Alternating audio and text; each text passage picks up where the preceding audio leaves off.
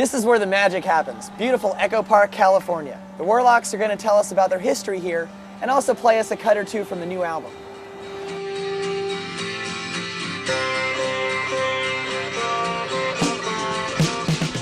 Years ago, we are in Echo Park. As you see, it didn't quite look like this 10 years ago. It was kind of thrashed and there was, there was a nice pizza place. It wasn't like a bakery and all this stuff. It was totally just haphazard and nuts, right? And we lived actually over here. We're going to walk in just a second.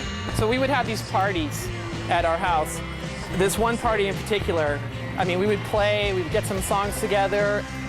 All of a sudden, all these riot police, not kidding, in full like riot regalia, like the, with the shield baton.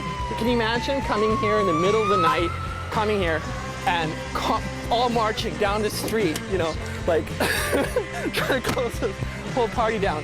Every band has this sort of weird beginning, and I guess this is ours. Yeah, this is ours. The funniest Warlock song, your Caveman Rock.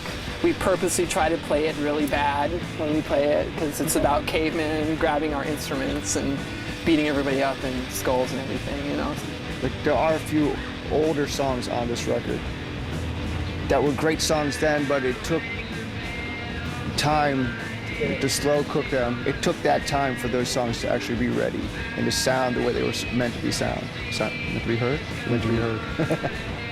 How would you describe your sound to people who maybe haven't heard you yet? I would say,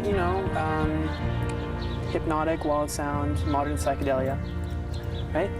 It's pretty good. Thick. Dreamy, maybe. Dreamy. I like that. Melancholy.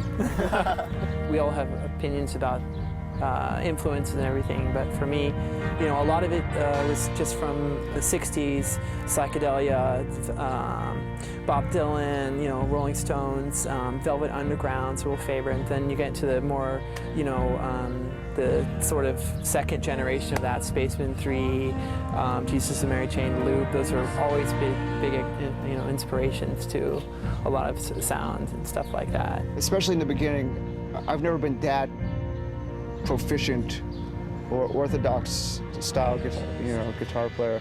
So I did my best maybe to try to play like, say, the Cramps, or even using the Cramps as an example of the way they interpreted rockabilly.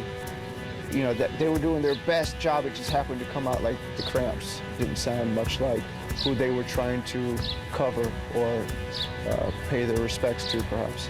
And I think my limitations as a guitar player are what made me the guitar player that I am today. Break out of that. Yeah. Try something else. I mean, that's the thing. You can have like a lot of these influences and things like that, but ultimately it's going to be you in there working at it, trying to get something new and different and all that. Here are the Warlocks jamming on one of the new songs from their album, The Mirror Explodes.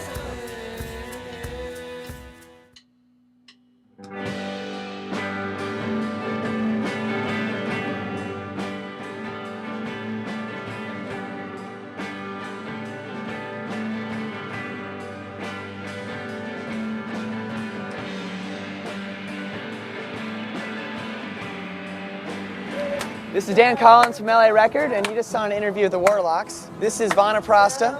See you later.